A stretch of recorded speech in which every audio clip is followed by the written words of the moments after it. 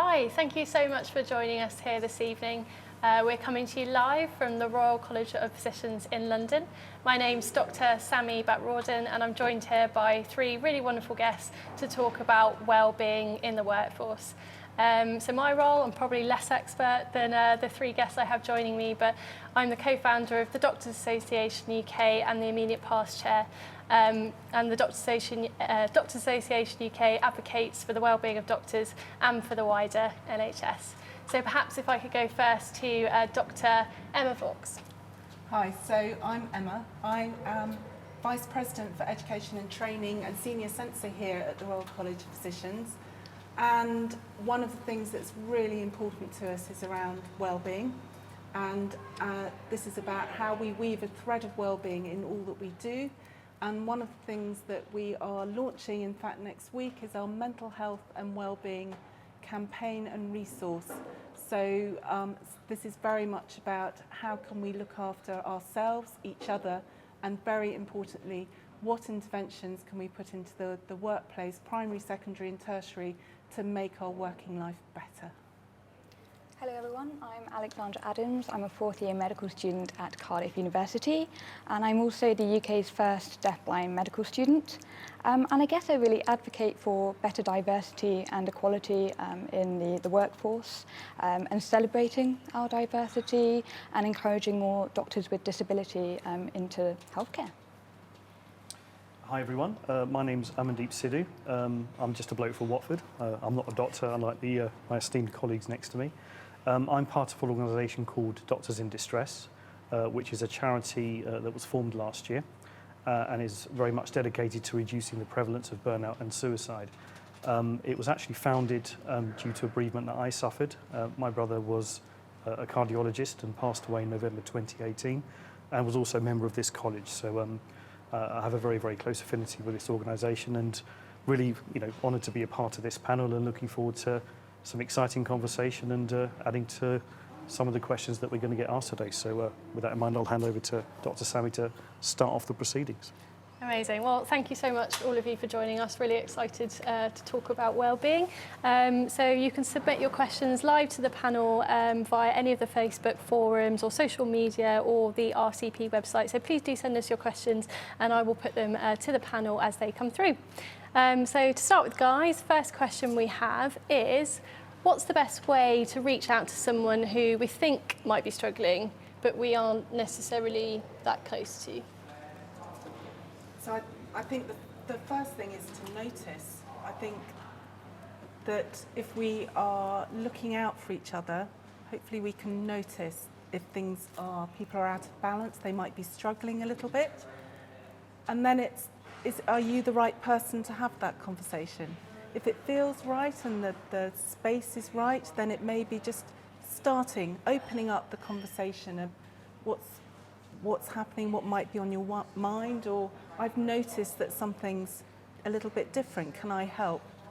I think it's then, you may not be the right person, and then it's being able to find the right person to support that person going forward. I also think it's really important you don't always take it all on yourself. And there is so much resource and support out there that you can then access. And part of that is knowing how you do that, and in part that's why we're launching this mental health and wellbeing resource next week. I think we almost need a shift in culture in the workplace, actually, because we need to have that sort of open door feeling so that people feel absolutely comfortable with going to anyone in the workplace to say, hey, look, I'm struggling, or, are you okay? Because I certainly think as a medical student, I don't necessarily know who to go to first. And I think maybe it's because we feel that if we do go and ask for help, or if we are struggling, we'll be sort of put down or be seen as a negative thing. So I think it's almost trying to become a more accommodating workplace. And I just want to emphasize on your recent TED Talk, actually. You talk about the empathy switch. And you say, you ask someone, are you okay? But that's a natural, I think anyone does every day. But then we don't actually step back and go, oh, hang on, is that person really okay? So you ask them again. And I just think it's that constant sort of open door policy, really. and it makes people more comfortable to come to you. Yeah, I think, sorry, just to come in, I think that's a great comment there, and I think, I'm not a doctor myself, as we all know, but, you know, it's without doubt that there's a lot of stress and workload at the moment within our health systems, and I think you put it very well in another session, Sammy, that sort of double tap is a really, really important thing to do. I think just further to that, my comments would, and additions to that would be, I think certainly when approaching another doctor or peer or colleague at whatever level, whether that's consultant or an F1, I think a natural immediate response, and I think you talked about culture shift, you know, particularly is around, are you okay? An immediate response is, yes, that's perfectly fine. My advice to people is probably not to just accept that at face value, is to really certainly, you know, check in and do that double tap, because I think that culture within the profession, which certainly, you know, is developing and moving in the right direction going forward, is one around showing vulnerability, showing humility, you know, ultimately with the aim of benefiting patients. So I think opening up more, communicating more to whatever level, and I think you raised some really good points. So I think that's really, really important to reach out to people who are probably screaming inside saying, I need help, you know, I'm really, really struggling. Just do that in a very, very sensitive way, I think, before escalating that to other people. That will be my additions to that question. I think that's where that role modelling is really important. So someone perhaps more senior, that being able to show you're vulnerable, being able to share that actually this feels really tough, and perhaps talking more openly and being prepared to share stories, all of those things make it help create an environment which hopefully starts to feel a safe place to have those conversations, because it's really important. If you're saying it's good to talk about where I'm struggling, or if I'm really moving into a space of really feeling unwell, then you need to make sure that you've got the safety net around people to pick them up and hopefully help and support them. I think you've all picked up on something really important there. It seems to have become almost a badge of honour for medics, and in fact all healthcare staff, to be, you know, I'm fine, things are really tough, but I'm absolutely fine. And I think part of that, I know we're going to talk a little bit about resilience, but I think a lot of people are too frightened to put their hand up and say, actually, do you know what, I am finding this really tough. And the problem is, if sort of everybody, including your senior, says, oh, I'm fine, I'm resilient enough to deal with this, that makes it even harder to speak up. So I absolutely agree, we do need a culture shift and starting to talk about the fact that actually our jobs are really hard, and they are getting harder in the NHS. So I'm really excited to see what the RCP comes out with next week. But certainly I think we should all be aiming for a culture change, completely agree. Because I do think a lot of people do want to help, people just don't quite know what to do. And you don't want to do the wrong thing, but you want to be there to enable them to, hopefully, a lot of these things, it's about how you restore back to health. And it may be some reasonably simple measures, but sometimes things are very complex. And as I say, you're not the right person to take it on. And that's knowing how or where you can seek that support. And there's a lot of good things in trusts now, but often unknown. People just don't know how to access. So the more open, but you've got to have that supporting safety net around people, I think. Otherwise, you make potentially vulnerable people even more vulnerable. If you surface something that they feel uncomfortable with, but they haven't got, it doesn't feel it doesn't feel a safe environment to be having those conversations. Yeah, and I think you're so right. I think it's about setting a good example from now, from today, to show that, you know, anyone can go to anybody in the team. Because, you know, as much as I don't want to think this, but there is a hierarchy in medicine almost. So if the seniors start, you know, sort of saying, actually, I'm exposing my vulnerabilities here, I'm having a bad day, and I'm asking someone about it, I'm looking for help, then people sort of, you know, following that direction, like medical students like myself, can say, oh, this is the normal thing to do. Like, we are able to go to other people, and we aren't superhumans, we're not robots. And we can ask for help. It's a completely natural thing to do. Yeah, it needs to be normalised. Exactly, be human. Culture. Yeah. I agree. Does anyone else want to come in on that, or shall we perhaps take another question? Yeah. So the only thing just to add there is the story. So this Dr. Can, which is our social media campaign about role modelling, sharing experiences and stories, and one of our censors, Rob Bright, has shared his story about having and living and working with depression. And it's very humbling, it's very powerful, but it also shows, I think, in terms of what others might take from that. And some stories will really resonate with you from different people and what you take away from it. So I think the sharing is really important.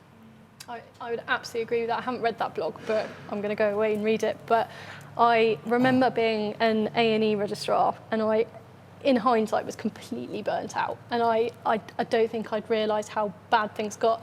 And I wrote a blog from another EM consultant who I won't name, but he knows who it is. And I wrote about his story of burnout, and I just kept reading, and I was like, oh my goodness, I'm in exactly the same place, and it just hit me. But no one has had that conversation. Like, I hadn't met anyone else at that point that was willing to talk about it. And actually, you're so right. It's common, and we need to make it normal. So people sharing their stories, people saying, we know over half of doctors are showing symptoms of burnout. In fact, there was a BMA survey that just came out today about it. We know this is happening, and I agree. I think the more people that talk about it, the more normal it will become. Yeah, and actually in that case, I think that's how social media is an amazing thing, because like you say, writing blogs or putting it out there and saying I'm struggling, and then you realise actually you are in the same boat as lots of more people than you think. And I was in a similar situation where, when I started blogging and started sort of talking about discrimination, the struggles I had as a disabled medical student, I genuinely thought I was the only person disabled in my medical school, and I honestly didn't know who to turn to on a bad day, because I knew that no one would really sort of empathise with me. But I put it up on social media, and oh my goodness, literally from people from across the world, be like, yeah, we're in a similar situation here, and it makes you feel so much more reassured. Yeah, and it's a shame really, because we've seen, that's one of the real positives about social media. We've got these now huge Facebook groups for doctors that have got, 20, 30,000 doctors in, and that's just crazy. But I think part of the problem is we've lost our physical spaces, and before you would just go to the doctor's mess. Like when I was in F1, we used to go there and there'd be someone there the whole time, and you could just grab a coffee, a bit of toast, and just say, do you know what, I've just had this really awful experience, or you know what, I'm having a really rubbish day, can I just bounce ideas off you or just chat? And you could just offload, and the camaraderie was there because you were all going through the same thing. And I think we've really suffered as a profession, and it's not just us, it's healthcare staff across the NHS. We've really lost those physical spaces, and it's meant that we've lost those avenues for support, I think. But that's one of the great things about social media, that we are seeing these online almost doctors' messes. And again, they're a really good avenue for support. People want a sense of belonging, don't they? So I think people are perhaps finding it in different ways, but I do think physical spaces are very important, and I think we probably need to think more about how we resurrect them. And it's not just about the doctor, as you say, it's about the multi-professional team, because it's actually quite difficult to have safe clinical conversations when you're in the same canteen as all the families and visitors. And it is really important to be able to feel that you can connect. I think connectedness is so important, and how much easier it is to make a referral where you've been in a space and met someone and talked to them than it is where you didn't even know they were in the hospital. So I think there's something really important about nurturing those spaces and preventing them becoming storage cupboards. Absolutely agree. That's a really good discussion. I'm conscious we've taken one question. Shall we move on to another one? Is that all right? I have some strong feelings on this, but I'll try and keep my mouth shut for a little bit. What are your thoughts on the word resilience when it comes to well-being? Is it encouraging us to adapt to a bad environment?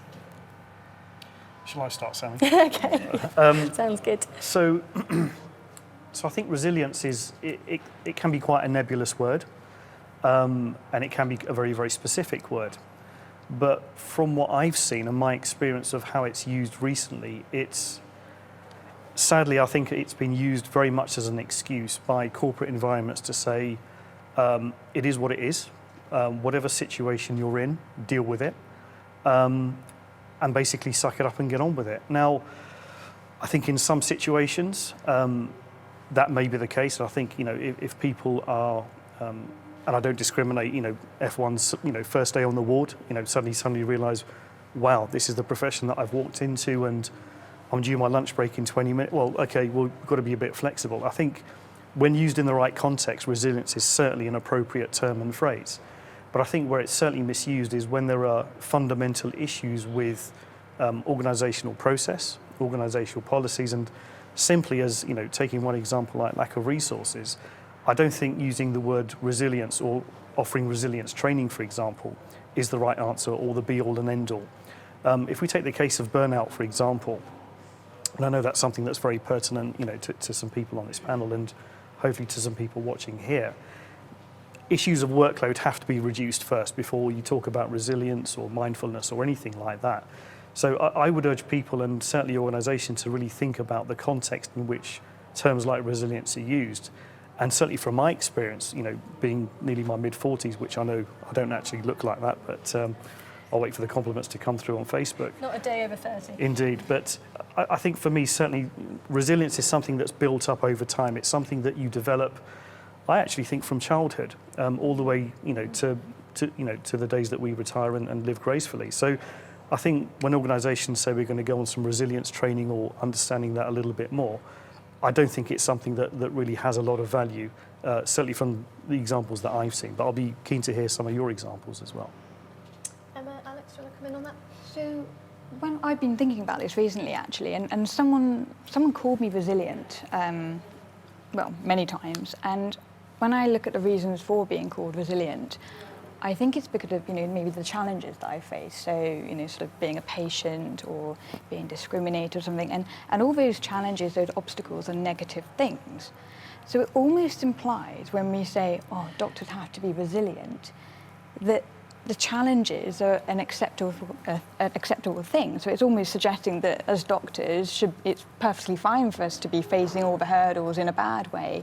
But actually we need to remove the challenges, the obstacles, and we need to grow the support systems, and then maybe we don't have to be so resilient. So it's really interesting. It can have a good and a bad side to the definition of that word. And I think it all depends on, like you were saying earlier, what context you use it in. Do you mean in healthcare? Do you mean in well-being? And do you mean in general?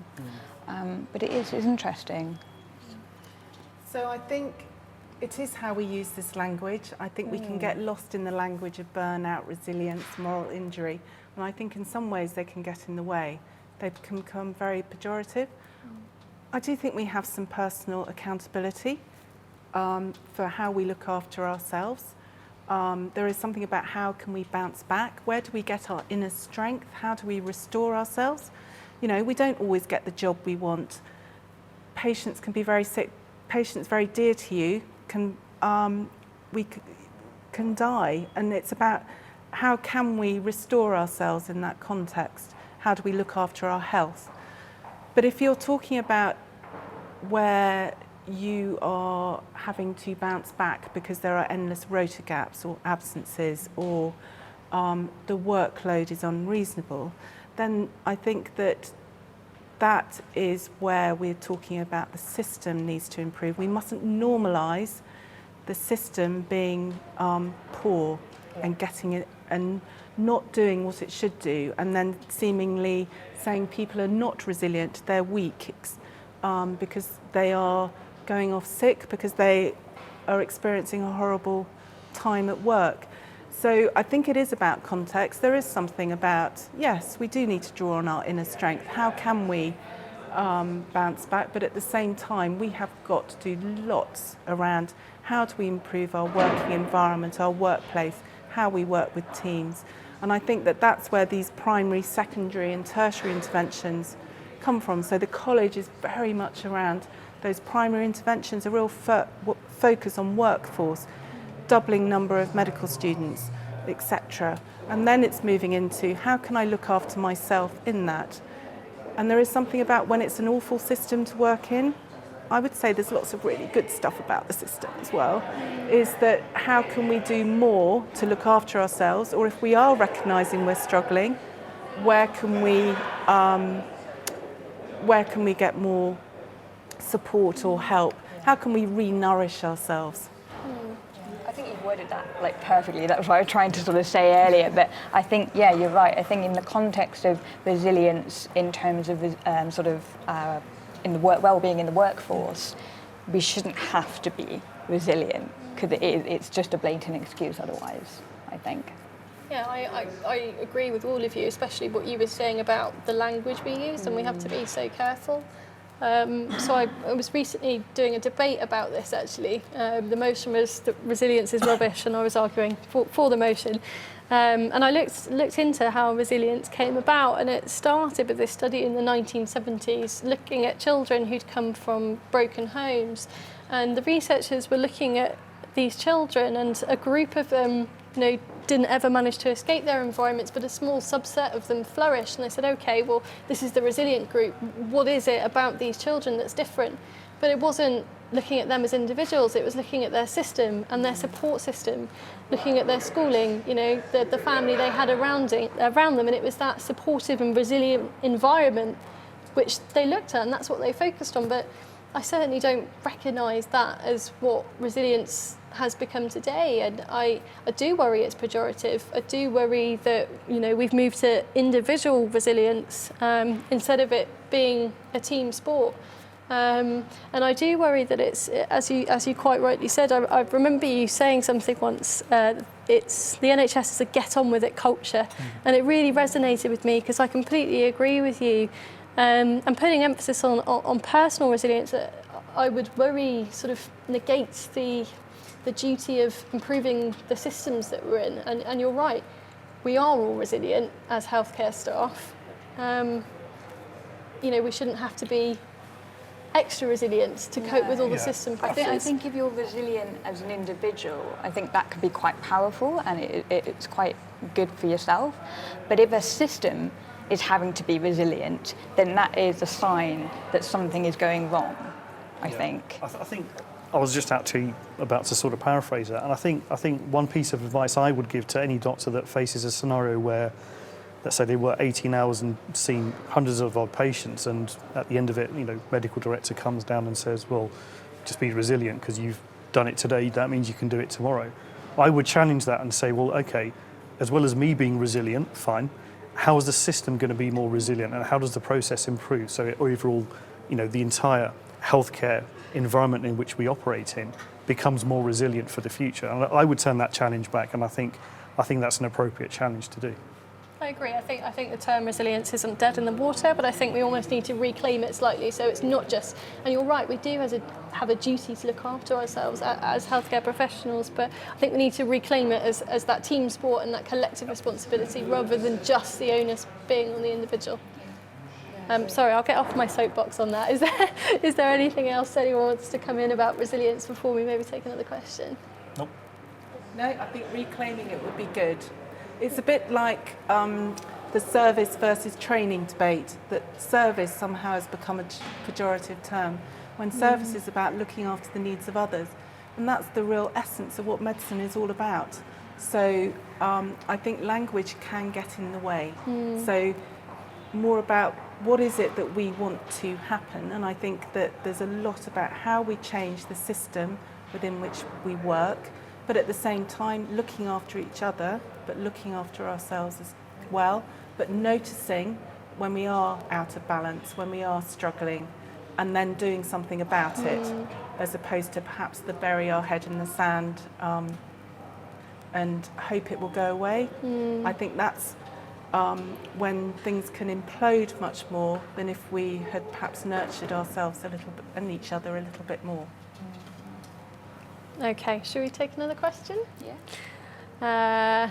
Okay. Oh, well, this is a good one. I think we've talked about this already a little bit. So is well-being the responsibility of individuals or the organisation? That was a good question. Bit of both? I would say both. And I think probably moving on, the conversation we've just had about resilience, the system and the individual, and the team. I think we all go together. I don't think you can have one or the other. And there is something about knowing your team, isn't there? Just teams are very fluid now, but just taking a moment to, introducing, who each person is, a little bit about them, and again, just noticing if someone seems to be a little bit out of sorts or not. It makes that gesture, often it's just a gesture, can make a world of difference. Yeah. Indeed, I think yeah. it's almost like a domino effect, isn't it? If your team that you're working in has good well-being, then you're naturally going to have good well-being yourself. But also you need to be in a team that is able to say to you, right, you're allowed to go away and look after your well-being right now.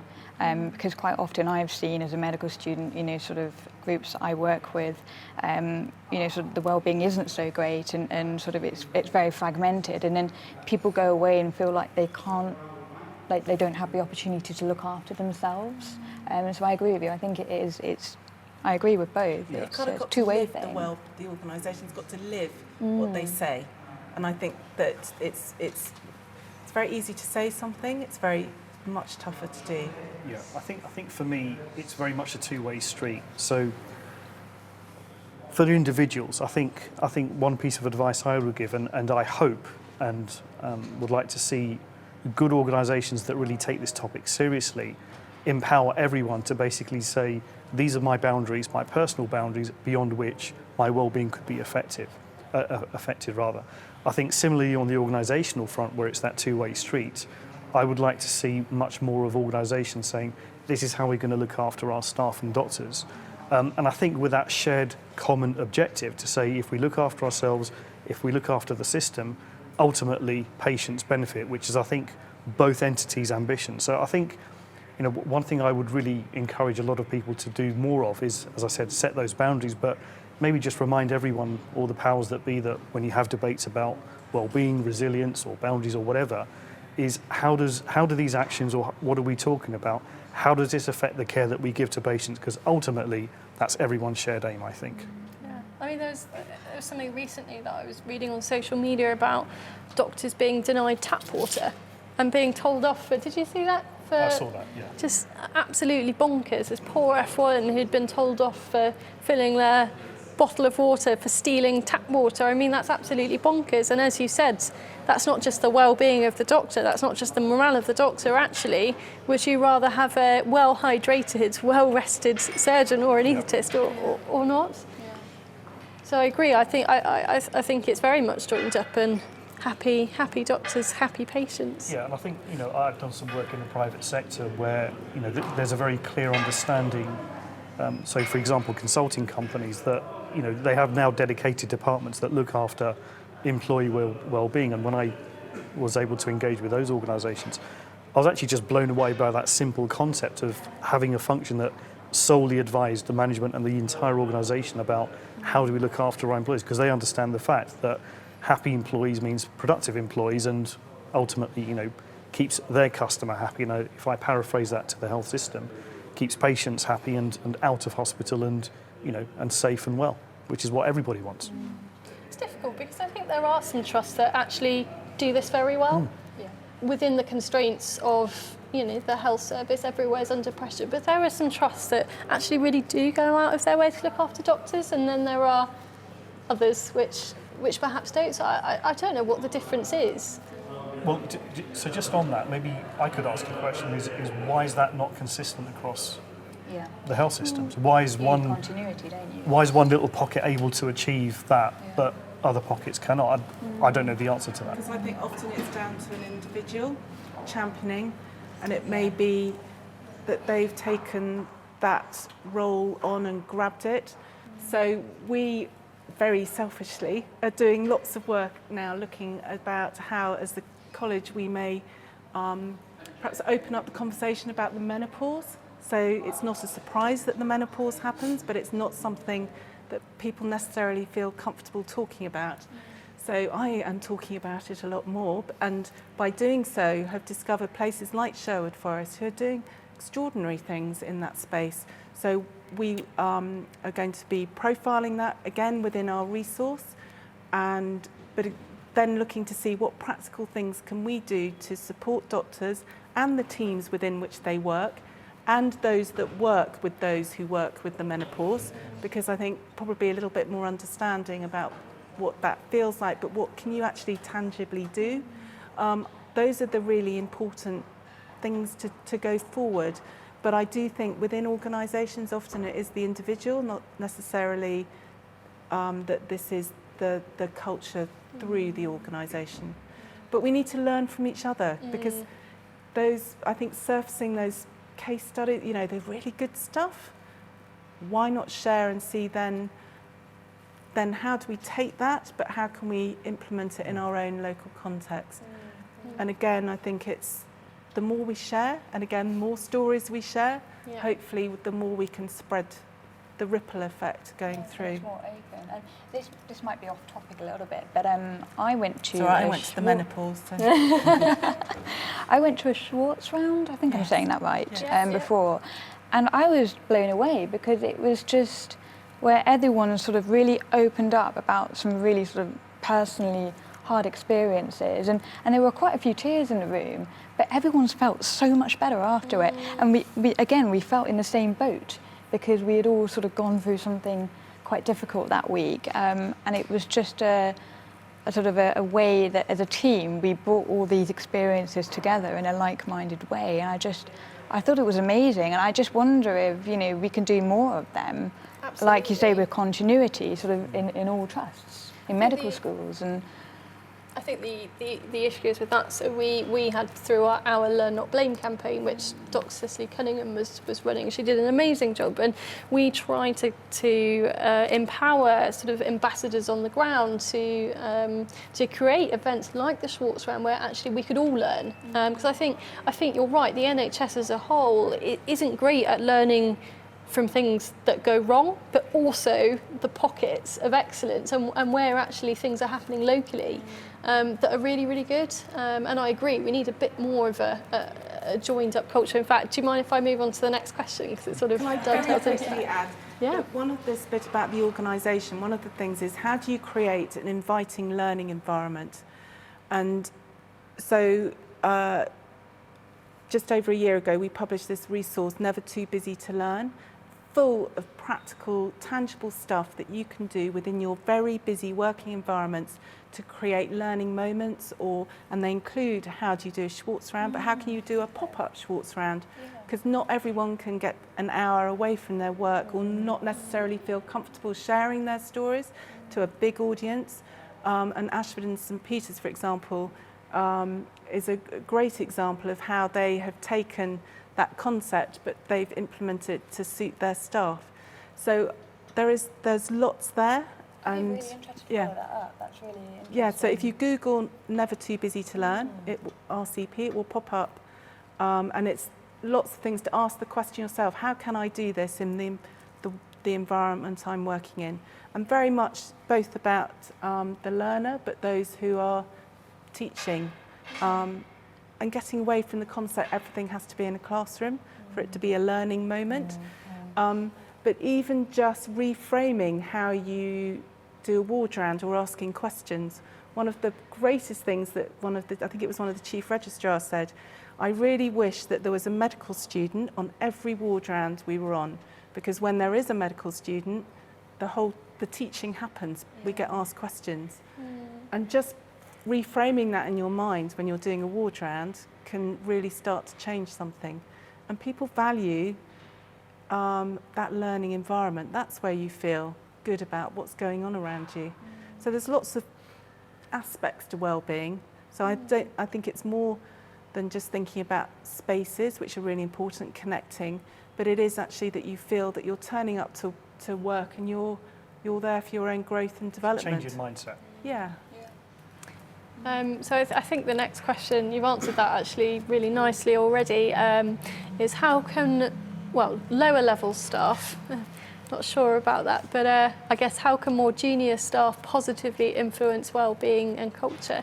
So we've had some really good examples from you, Emma. I just wonder, Mandeep and Alex, whether you have any examples that come to mind. I think it's just about treating everyone as the same and everyone to feel equally part of that team, because I think it's so easy for medical students, just picture being on the ward round, we're trailing at the very back because that's just how it works.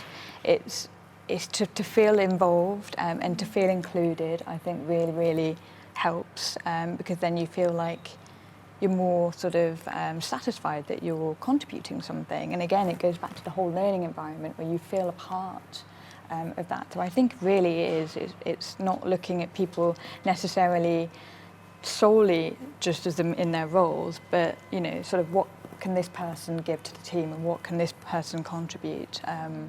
So yeah. Amandeep, I know you're doing a lot of really good work in the area with doctors in distress. I don't know whether you're able to share some of the work perhaps that you've been doing.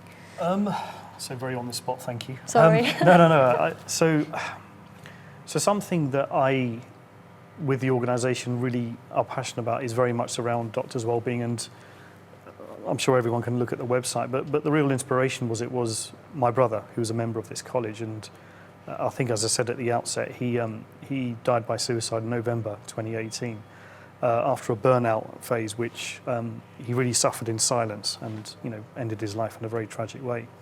And I realised very, very quickly that he wasn't the only one. And one of the reasons why I'm sitting in this chair today, along with everyone who's contributing, is to make sure that people learn from stories like his.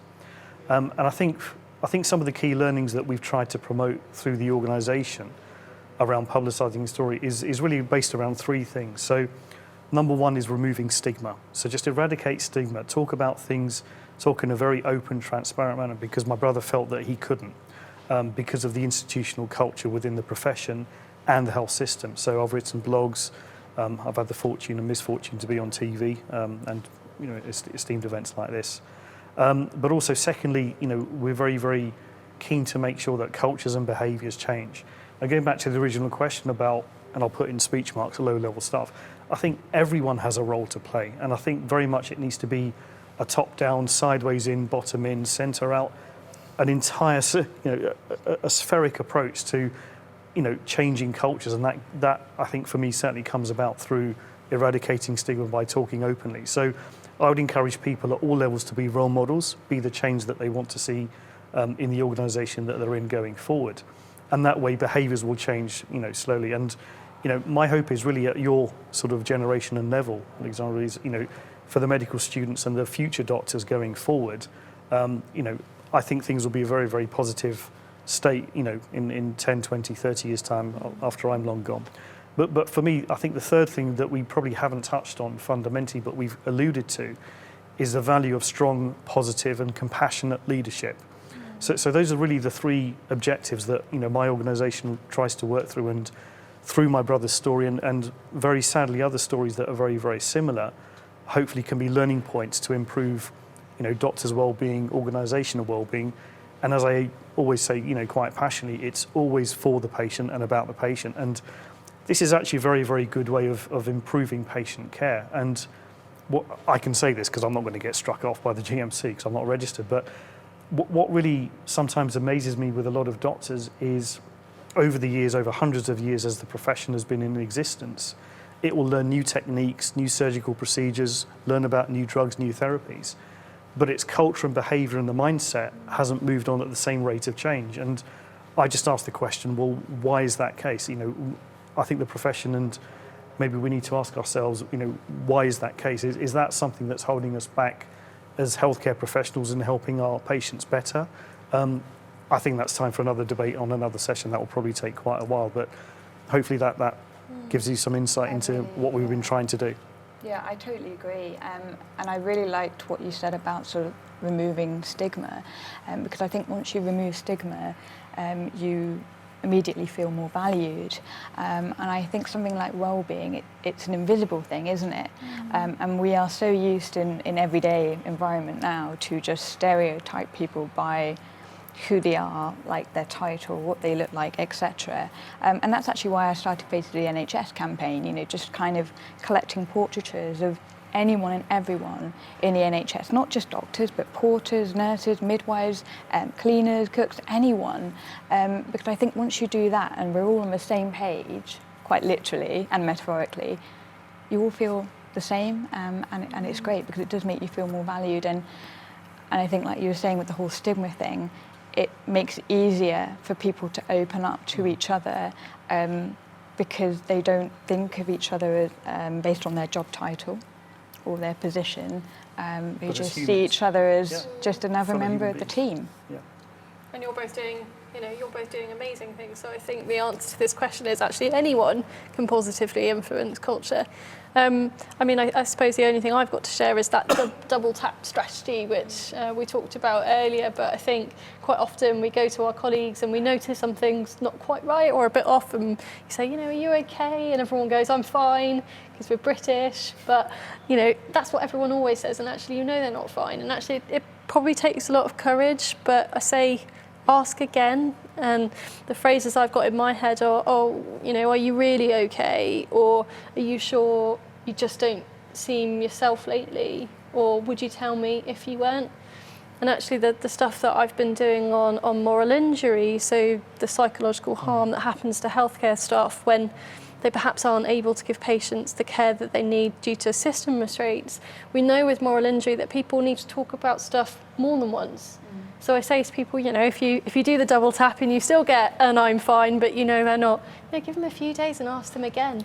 Yeah, And I think that's brilliant. Sorry, but I was going to say with the double tap, I would suggest even taking that to the next step and even saying something like, look, I can tell something's not right. When you're ready to talk to me, come and find me and we'll have a conversation. And I think that leaves it open and encourages people to really then even more come forward.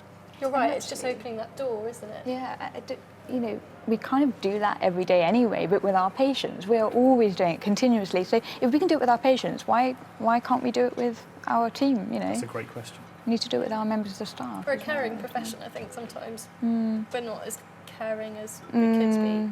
But I think your point's really important as well, because I think anyone can open that door and anyone can and should ask that question. But you may not always be the right person, or they may not open up to you. And I think, like you said, sometimes it might just be saying, to a colleague or a consultant, I'm really worried about so and so. Would you mind just following up with them? And I think that's really important as well. Yeah. Should we take another question? Yeah. All good. Okay. How do we move from tokenistic efforts to improve well-being, i.e. one-off mindfulness sessions, to meaningful change? So it's interesting how that question is worded.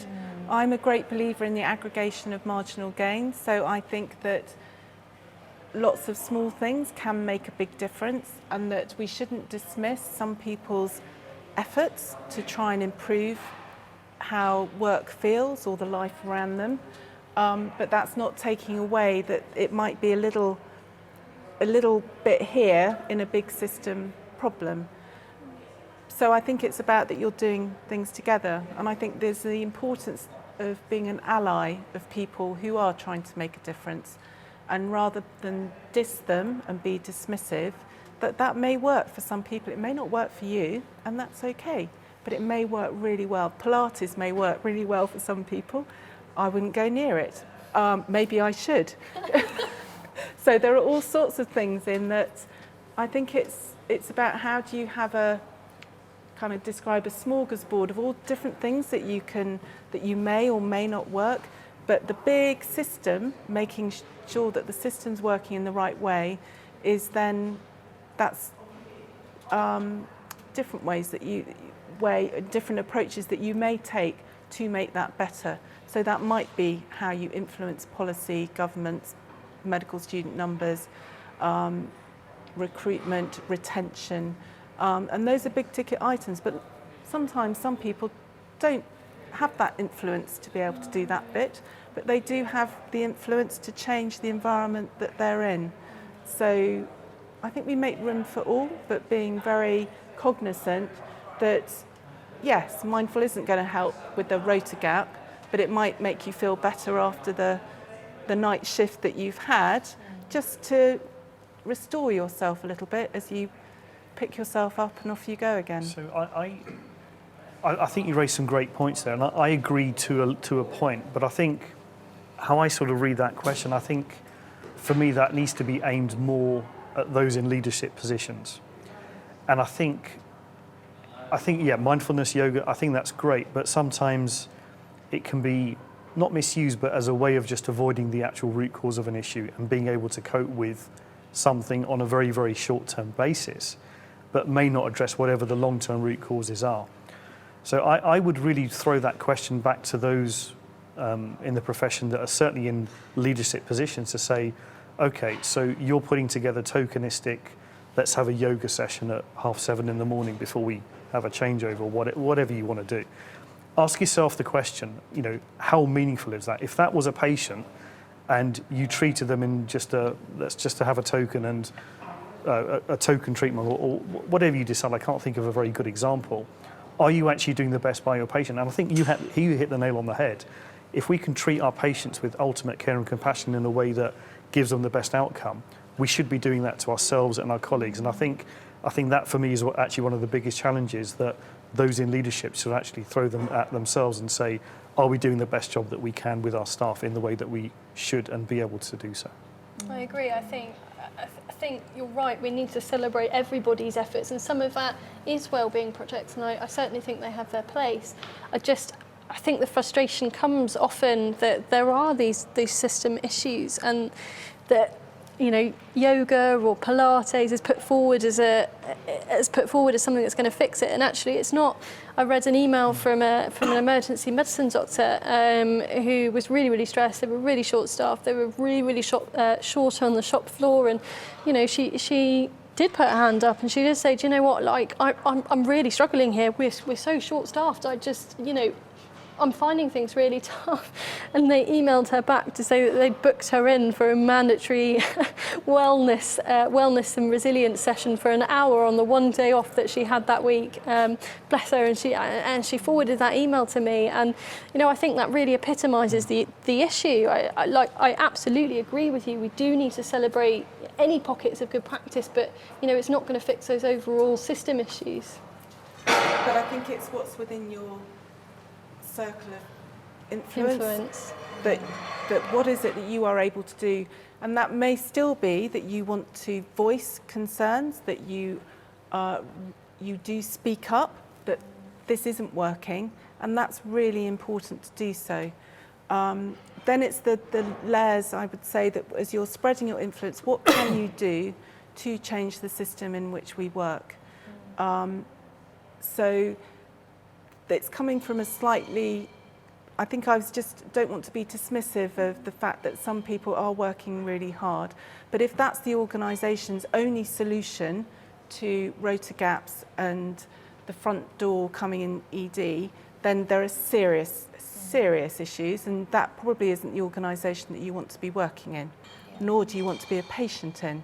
I think that where it is looking after the staff, looking after the patients, the heart, which is often where you see a really fabulous education and research environment, is then the place that you want to work and be a patient. So just on that, and pardon my naivety, but what would you say to anyone watching this who is a doctor in that environment? Because, I'm a pharmacist by background, so I understand the value of the interaction with patient care as being the sole outcome, but you can't just walk away from patients. What would you say to someone who, your advice is, well, obviously may not you work in that environment, but how do you, I'll be keen to understand, how do you manage that, or how do you manage that emotion and, obligation to the patient in that environment?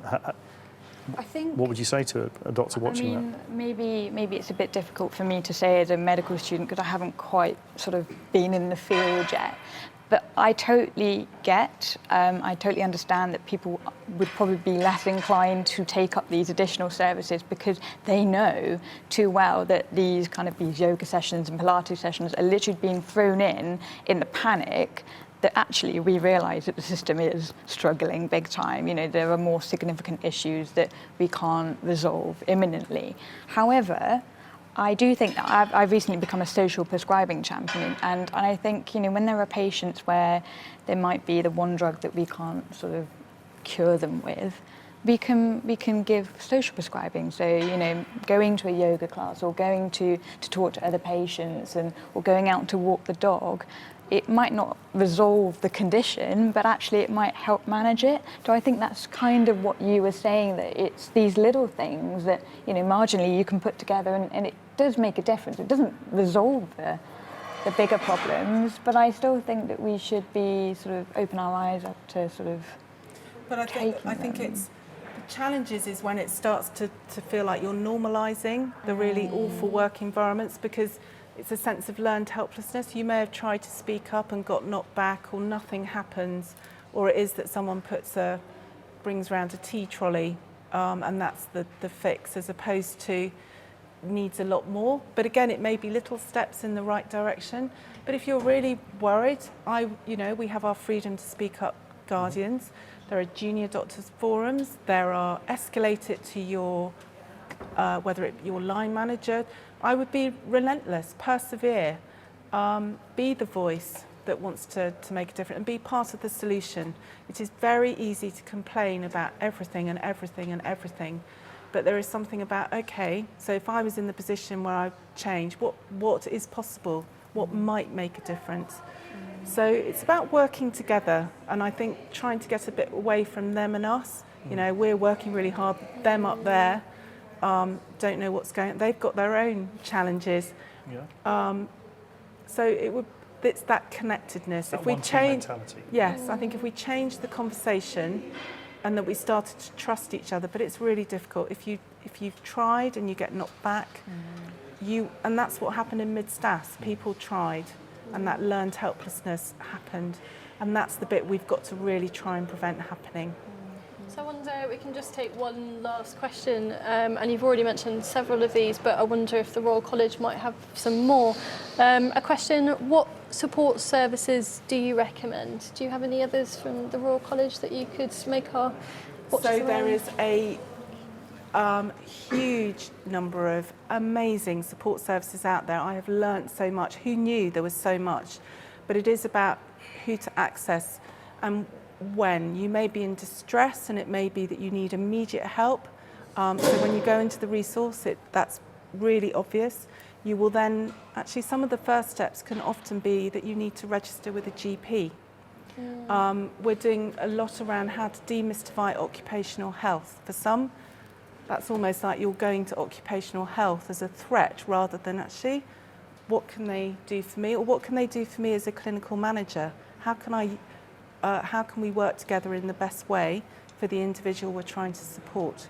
And then there's a range such as the Practitioner Health Programme, other resources such as Doctors in Distress, but there are the generic services where it's not about being a doctor. There are a whole range of other resources.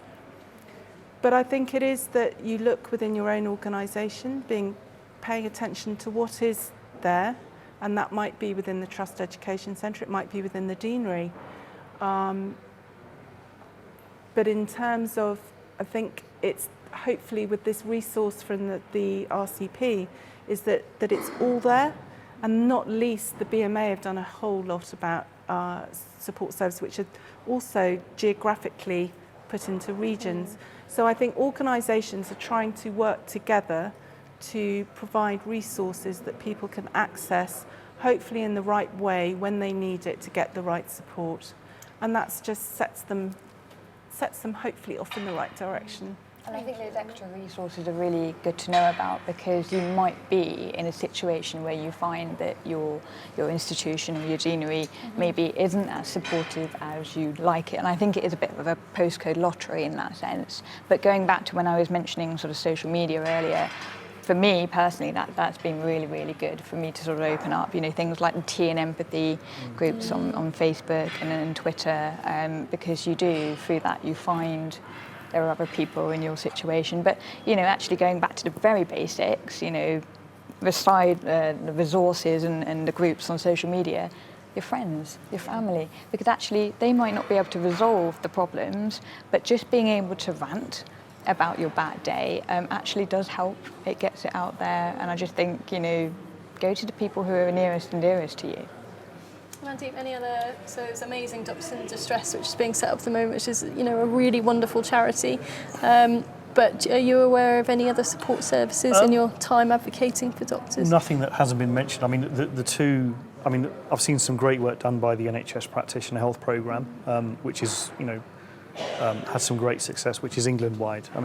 Just to clarify, so we don't interface or interact with doctors directly, but we have a web page on our charity that lists various resources. And I think you mentioned the BMA one have done they've done an amazing job of actually trying to localise and geographicalise all the local resources. So I would just urge people, to have a look at those 2 resources. But whoever's closest, whoever's nearest and dearest, just reach out, whoever's just to whoever you can, and just, I think, as you put it, just have a rant and just speak out, because, again, referring to my brother's case, he suffered in silence, and, my ambition is that more and more doctors don't suffer in silence. So just find someone that you trust, and that's the best first step. Okay, thank you very much. And just to echo that, the BMA has got a really good list of resources. There's also a list of resources on DA UK's page, and if you are a fan of social media, I'm sure any one of us would always be happy to talk to you. I think that's all we've got time for. Thank you so much, everyone, for joining this panel. It's been a really great discussion. If you liked what you saw, the RCP will be holding another panel on February the 18th, which will be another live panel where you can ask questions, and we'll also be holding another Wellbeing in the Workforce panel at the RCP conference, Medicine 2020. Hope to see you there. I hope you've enjoyed the panel, and we will see you on the 18th.